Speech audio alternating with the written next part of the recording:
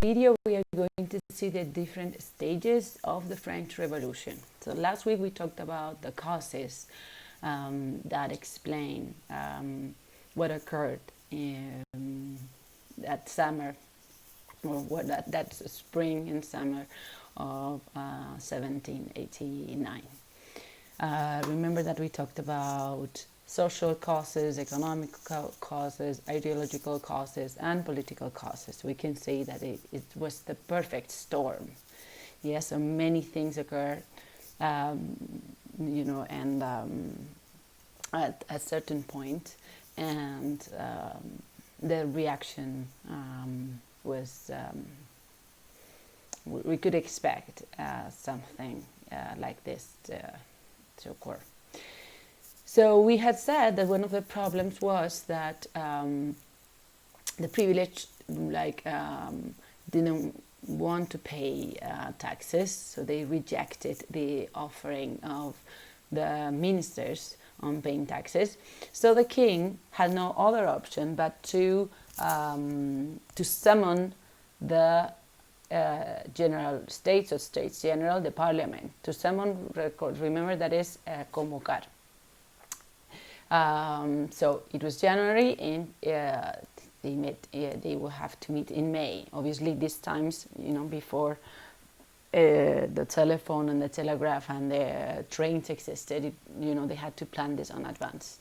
So the States General had three groups: one for the clergy, one for the nobility, and one for the third state. Yeah. So each group will elaborate their books of demands. Okay, so the things that they were going to ask the king, that they were going to present in some books of demands that in French were called the cahiers de doléances. So the thing is that since the States General haven't met in over a century and a half, obviously the demands by the three states were numerous, mainly the demands of the third estate that was not privileged, and that all the weight of the expenses of the state was on their backs. So the first thing that the third state did was to call for a greater representation in the voting, because they voted as a group. And obviously, the third estate was like 90% of the population, so it didn't make sense that they just had one vote. Obviously, the other states, the nobility and the clergy, refused this, because they had a privilege. Remember, this is what happens when people have privileges, that they don't want to give them away. So when this negotiation took place and the other states refused, the third estate left the room in which this meeting was taking place, and they decided to proclaim themselves as a national assembly. Yeah, so what does it mean? That they said that they were the nation. So they met in another room. Yeah, and the king reacted by not allowing them to enter again in the room where they were meeting. So what they did was to move to another space that was in the complex of Versailles, the tennis court. In English, in Spanish will be, se llama juego de pelota. So it was not tennis like tennis now, but sería más como un sitio de frontón. O a lo mejor en algún pueblo lo habéis visto, pero cerrado. Un poco como si fuera un gimnasio, ¿no? O sea, era un espacio grande. And there they took the tennis court oath. An oath es una promesa o un juramento. And they promised these people of the third estate that had been rejected when they had protested because of the unfairness of the voting system. So they promised to stay together as the National Assembly until they had a constitution. Yeah. So who was represented in this assembly? In reality, it was not all the represented all the different types of people of the third estate, because at the end it was the bourgeoisie, so people from the cities, and even some privileged, so some people from the clergy and the nobility, that when this occurred, and they felt that it wasn't fair that the third estate only had one vote, they moved, and they supported the third estate. But it was a minority. It was a minority of people of the clergy and the bourgeoisie, the nobility, that decided to support them. So in this situation, with for the first time in history, the representatives of the third estate claiming themselves to be the real representatives of the nation, the privileges started to have some fear. And in the city of Paris, all the previous events that I was mentioning took place in Versailles. That is in the outskirts of Paris, not in real, in the city of Paris. But obviously the people in Paris knew what was going on.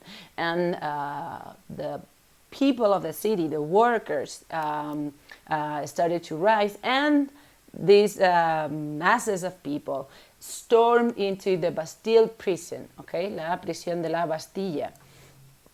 In reality, this prison had very few people. I think it was 7 people that were there. So that was not the thing. The important thing of the Bastille prison was that it was also a warehouse for guns, for weapons. Yes, so they took those weapons from there. And this is the moment when this occurred that we consider that the revolution started. So when the people of the city of Paris decided to support this action that was taking place by this self-named National Assembly, and stormed into the Bastille prison, and then decided to take the city of Paris. Yes, so that occurred on July 14th of this year, 1789. This day is called Bastille Day and is the national day in France. So soon but not super soon, because remember again that there were no telephones or any fast communications, but within some days, this revolution, the news of this revolution, spread to other cities far from Paris. And the reaction in rural areas was strong in some cases. Remember that we had said that the previous harvest had been bad because of the bad weather, so there had been a lot of hunger, and the nobles and the landowners had been in many cases had treated in a very unfair way the peasants that were their tenants. Tenant es la persona que alquila a otra, no? The peasants that rented their land to the lords or to the landowners had been poorly treated in many cases. So they reacted and they rebelled against the aristocracy. And in many cases, or in some cases, they burned their property, even, with people inside. This was called the Great Fear obviously of the nobles. So it was a very typical reaction of the oppressed, against the oppressors, when they feel, something burst, and all that suffering of decades and centuries of oppression, just exploded uncontrollably. And as I was saying, in some cases, even some nobles were killed or burned in their castles or palaces. So by the end of the year, the king, Louis XVI, was forced to recognize the new and first the legality of the Constituent National Assembly. Okay, so the National Assembly was this parliament that had been created by mainly the people of the third estate and some members of the nobility and the clergy that agree with their ideas. When they said that they were going to make a constitution, they became a constituent, because it makes a constitution, National Assembly. So the king was forced to accept this, since it had this Constituent National Assembly had the support of the population, of the peasants, of the workers of the cities. Yeah. So they started to discuss the main issues. Yes, so they abolished the feudal privileges that remained, and they drafted. Remember, to like a draft, they make a first version, a text of the declarations of the rights of man and of the citizen. Okay, that contain many of the enlightened principles that we have been studied in that last unit. Separation of powers, property rights. Remember, this was very important for liberalism because it was the bourgeoisie's interests, and equality amongst citizens. All citizens were equal. There were no privileges among the citizens. So after a period of discussion, the first French constitution was proclaimed in the year 1791. The one of several. There are going to be several constitutions in this period of the French Revolution. And this constitution stated for the first time the national sovereignty, which was a great change. Until this moment, it had been the monarch who was the sovereign. Era el monarca el que era el soberano. But now it was the nation, so all the citizens who were themselves as a nation, the sovereigns.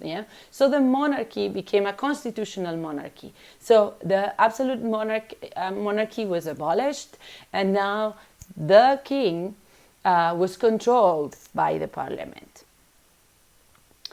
So after this constitution was passed, a new legislative assembly, now with the purpose of making laws, that is a legislative assembly, an assembly whose purpose is to make laws. A constitutional assembly, a constituent assembly has the purpose of making a constitution. So once you have a constitution, you move to a legislative assembly that makes laws. And they had an election, and then they, it was when the assembly was elected. Once it was elected, it was made clear that there were two major groups and some in the middle, of the representatives. On the one side, we had the Girondists. They believed, and they supported the revolution, but they were moderate. They represented the high bourgeoisie, and the bourgeois did not believe in a strong revolution that will put everything upside down. They just wanted to abolish privileges, so the other, the privilege of the ancien regime, paid their taxes, and they, as bourgeoisie, accessed political power.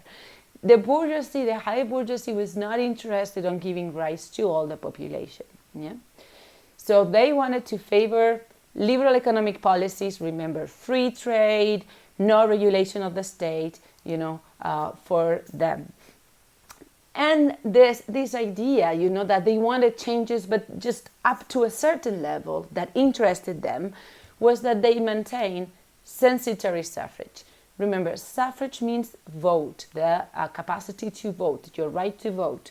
So censitary suffrage means that only people in a census, un censo, could vote. Who was on that census? They were like the people who had a certain rent per year. So basically people who earn quite a lot of money.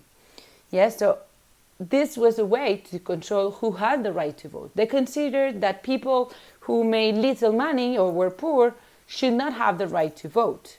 And this is something that is going to continue for most of the 19th century. So only at the end of the 19th century, so 1 century after this, we see that European countries start to declare the universal male suffrage.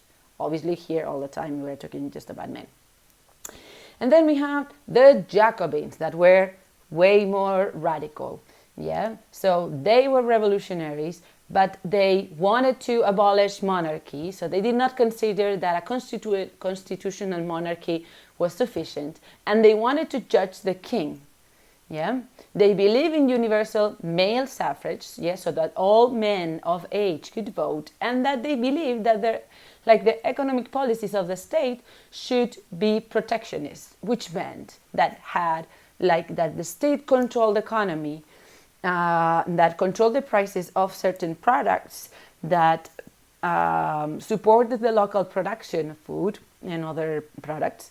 And this obviously, and that there was in order to prevent the control of the price rises that took place. Remember again that the previous summer had very poor harvests, and then the cost of the staple food was very expensive. Yes, so these obviously were demands of the lower classes. So we can say that the Jacobins represented more the interests of the lower classes. Yeah, that they wanted deeper changes that affected all the population. Yeah, mainly men. Although a lot of the supporters of the Jacobins were women. So the Jacobins were going to gain a lot of strength because of the support of the workers of Paris that were going to be known as the sans-culottes.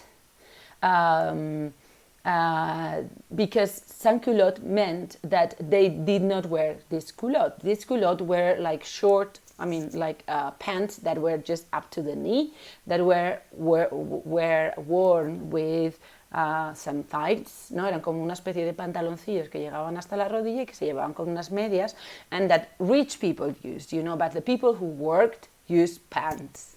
Yeah. So this sans-culotte caused many riots in the city of Paris, supporting the Jacobins. Yeah.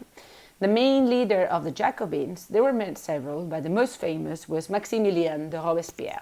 He was going to become famous because of his aggressiveness and his extreme ideas. So obviously, a lot of people, not in number, but important people, opposed the situation within France and outside of France. Obviously, most of the clergy and the nobility did not want to give up their privileges. Yeah, and in many cases, what they did was they went on exile to the neighboring countries, mainly to Austria, Italy. Italy that did not exist as Italy back then, but the territories of what is Italy now. And also some of the neighboring countries, mainly Austria and Prussia, they decided to declare war on France. Yeah, so both Austria and Prussia were absolute monarchies. Yes, so they were not interested on a revolutionary regime to succeed in a neighboring country. So they declared a war to the revolutionary France in April of 1792. So at the beginning, this first war was a victory of Austria and Prussia. They managed to win one of the battles, but in general, the army was not well organized, so it was a disaster. So this international defeat caused a major riot. So the people of Paris attacked the palace of the Tuileries. Yeah, and the people there was just demanding some political changes, because they considered that these defeats were because the government was weak and was not really being able to defend the ideas, the revolutionary ideas. Yeah. So this first period, so there was a change because of these protests, and it's the period that we call the Convention. That is the most revolutionary period of all the French Revolution. Yeah. So the first period was controlled by the Girondists. So we have said that the Girondists were more moderate. Even with that, but they were revolutionary. So they proclaimed in September the Republic. This meant that they no longer accepted I mean, this is something that I didn't mention. So in this time, the monarchs had been caught trying to escape from France in disguise, ¿no? Los reyes los habían pillado intentando escaparse disfrazados. They were in jail, and basically this showed that the monarch, although Louis XVI had promised to be a constitutional monarch, in reality he was not. He was just trying to gain time. So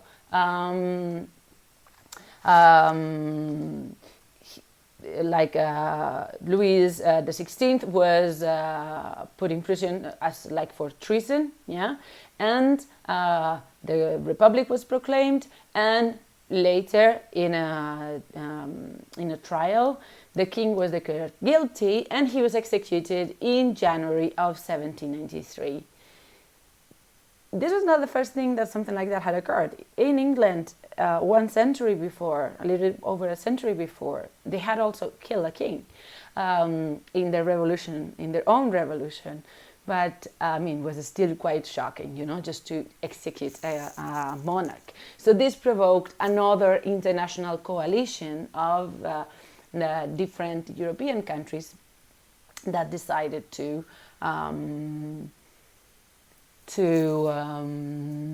fight the revolutionary France. But this time,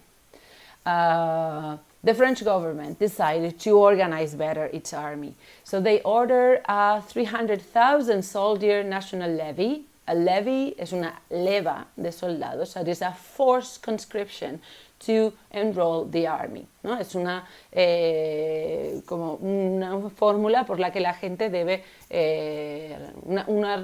reclutarse obligatoriamente en el ejército. So even within France, there was a counter-revolution in the region of La Vendée, where people rebelled against the regime and just claimed a return of the monarchy, of the Catholic Church, and the nobility. Yes, so we can consider that it was like a traditionalist and monarchic rebellion, but it was controlled. So with all this going on, in the summer of 1793, the Girondists, that by many were considered like to being too soft, were like forced to leave after, you know, like some revolts of the Sans-Culottes, and the Jacobins took power. Yes, so the Jacobin Convention took place between June 1793 to July 1794. So more or less 1 year for a little bit less than a year, but more or less 1 year of the Girondists and 1 year of the Jacobins. This was really, within the convention, this was the most radical period. The Jacobins established the Committee of Public Safety, composed by 12 members, out of whom the main one was the previously mentioned Maximilien de Robespierre.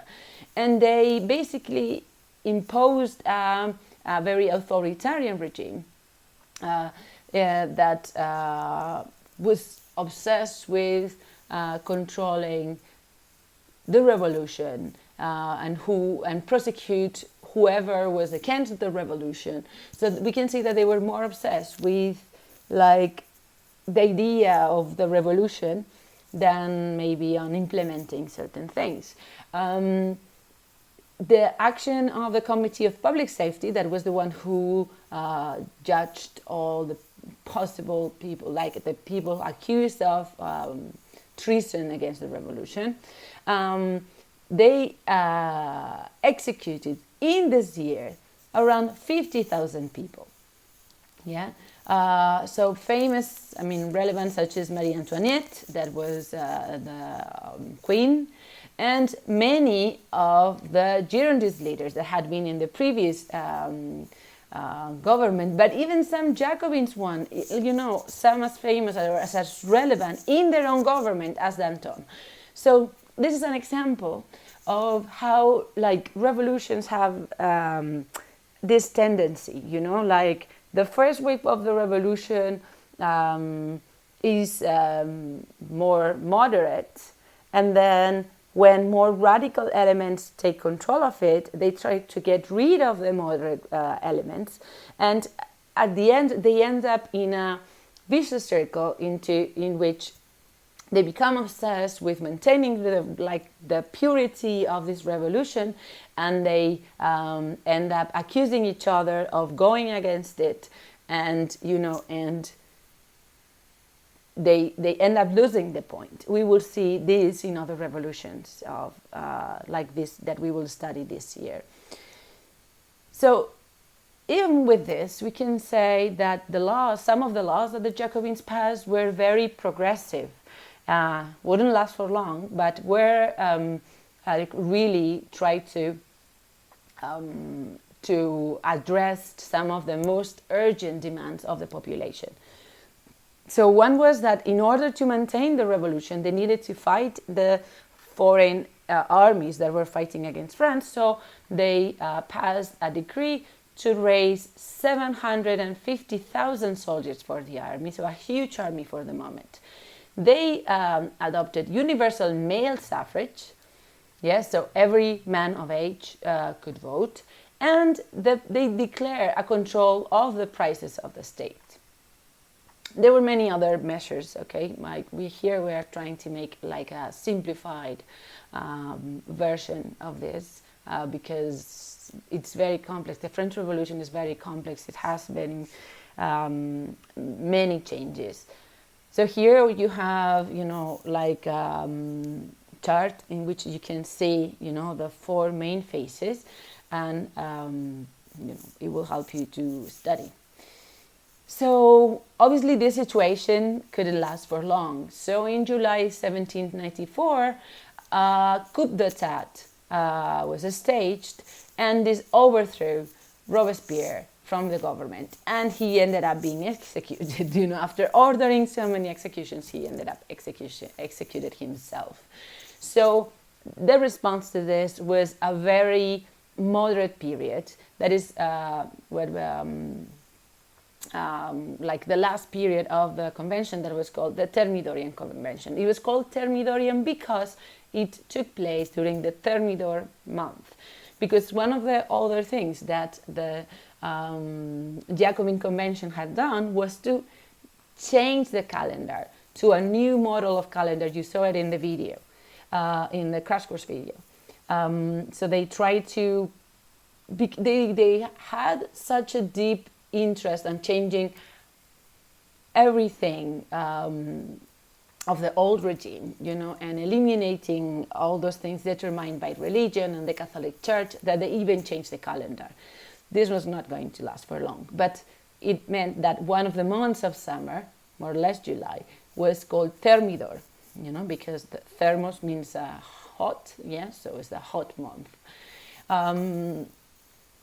So this new government, this new convention, passed a new constitution that returned to the censitary suffrage, that was imposed again. And these, the international wars, were put to an end. They decided to sign agreements with some of their enemies, so they could reduce their expenses and the debts and, of the armies. So this new constitution created a new system that was called the directorium.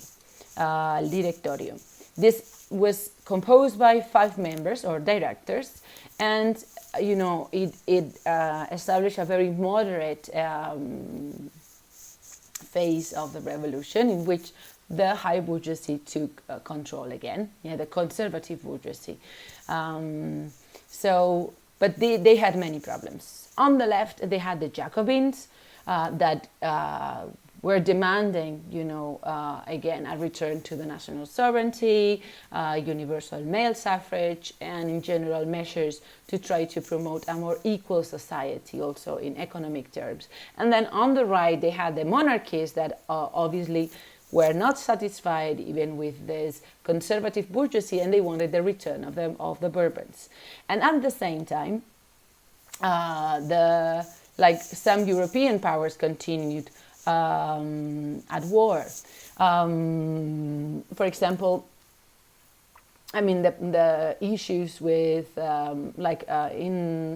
after there was like a short period, more or less peace, but in 1799, after seeing, the victories of a young new general, Napoleon Bonaparte, there was a second coalition was formed of nations that organized in order to recover the territories that they had lost in the previous war. So in November 9th of this year, 1799, Napoleon carried out another coup d'etat, and he created the consulate. In this case, instead of being a government of 5, was a government of 3. In these two cases, the French used the model of the Roman Republic. They were inspired, like these names of the consulate and like these governments in which there was no one person in power. They just tried to distribute power so no one accumulated too much. So, although 3 councils took place, soon Napoleon became the main consul and ended up being de facto the real ruler of France. So during this period of the consulate, in which gradually Napoleon had more and more power, so he tried, we can say, in a quite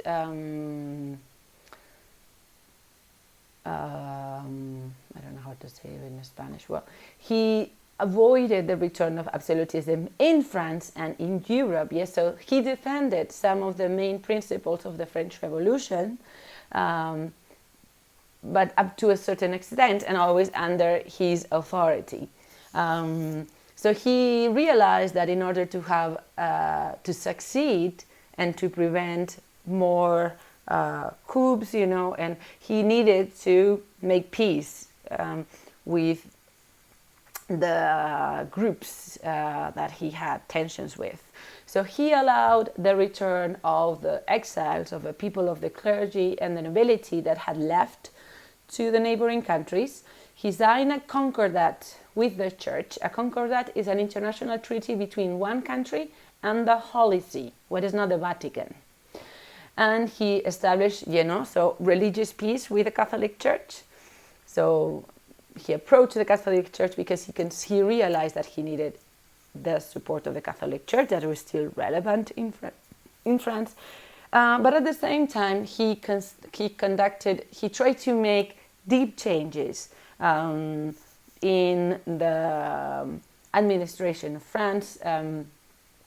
So he redistributed the territories within France. He placed prefects in the provinces, so basically representatives of the central power in the provinces.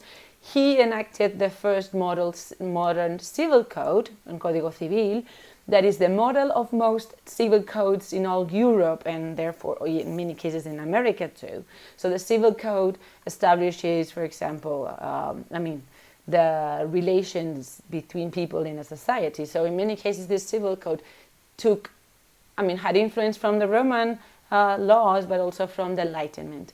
He reformed the tax, now without privileges, and he also reformed the education public system. So in 1804, he was so strong, he had accumulated so much power as a consul that he declared himself emperor. He invited the Pope to the ceremony, and in theory he was going to copy the old ceremony in which the Pope crowned the emperor, as for example Charlemagne had done. But in the last moment, Napoleon took himself the crown and crowned himself. So this was a way of stating that he was more powerful than the Pope. So during the period of the empire, between 1804 and 1815, his reputation in Europe was won by his ability to defeat all the absolute monarchs in Europe, almost all the absolute monarchs in Europe. Yeah? So he was at war with most of the continent, and as he expanded his control, he placed in the throne some of his brothers and generals of his army, and imposing with this, he imposed some of the revolutionary ideas that he had implemented in France were imposed in these new territories. So changes in their administration, like new civil codes, changes in taxes were conducted in these territories. The main enemy that resisted like this seemingly unstoppable French war machine was Great Britain. Partly because obviously Great Britain was not in continental Europe, so it was easy for them to defend. That they were not also either an absolute monarchy. Remember that England was a constitutional monarchy since the 17th century. And England, or the Great Britain, was more interested on developing an international, becoming an international trade power than being a military power in Europe. But somehow, Napoleon couldn't stand this and just tried by any means to defeat England. And it's interesting how he, for the first time in history, declared an economic blockade. So by prohibiting, you can see here, this is all the territory that France somehow controlled in Europe, so most of the continental Europe.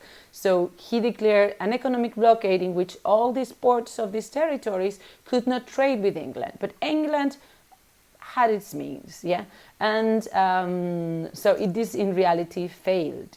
By this moment, many of these countries had a strong economic dependence of England and in the products that they traded. And actually England was going to take a position against Napoleon, and for example was going to support firstly Portugal and later Spain against the invasion of the Napoleonic army. So the thing of the fact of the presence of the Napoleonic armies as acting as conquerors in the European territories created this paradox in which these ideas that Napoleon wanted to expand, these ideas of freedom, the ideas of the Enlightenment, provoked a double reaction. So one was that obviously these ideas were going to be absorbed by the country, and actually a part of the conquered societies more or less supported the new Napoleonic governments because they considered that was better than the absolute monarchs. But at the same time, this provoked a nationalist reaction because no one wants to be ruled by others, by foreigners. Yes, so we can say that the origin of European nationalism took place at this moment, with the Napoleonic occupation, and we can see that in Spain. Yeah, so it was when Napoleon invaded Spain that there was a popular reaction against the French. Yeah, and somehow a more a stronger feeling of nation appeared. So until we can say 1812. Napoleon seemed unstoppable, but then by 1812, he started to, it became very obvious that he was not being able to take control of Spain, and he attempted to conquer Russia. So when he did that, he decided to make peace in Spain, to take his troops and send them to Russia, but he was very ambitious, taking control of Russia, trying to conquer Russia. It's very difficult because it's a huge territory, but it also has a very short summer. So although he started at the beginning of summer, once he reached the main cities, and before he reached the main cities, temperatures started to be very cold. So once he realized that it was impossible to conquer Russia, he started to return. So the armies started to withdraw, but it was too late. So most of the soldiers died in this completely terrible campaign. So by 1814, after being beaten in Russia and in Spain, he ended up being forced to leave power, and he was exiled on the island of Elba near Italy. but he was still quite popular, so he managed to return some months later in 1815 for a short period of 3 months. And this time, the European powers in another coalition fought the Napoleonic army in Waterloo, and they defeated him. And this time, they sent him to the island of St. Helena, that is in the middle of the Atlantic, where he could not escape. And he ended up dying in 1821. So after this second and definitive defeat, it seemed inevitable that France and Europe make a last attempt on returning to the old regime. We will see that in reality it wouldn't last for long.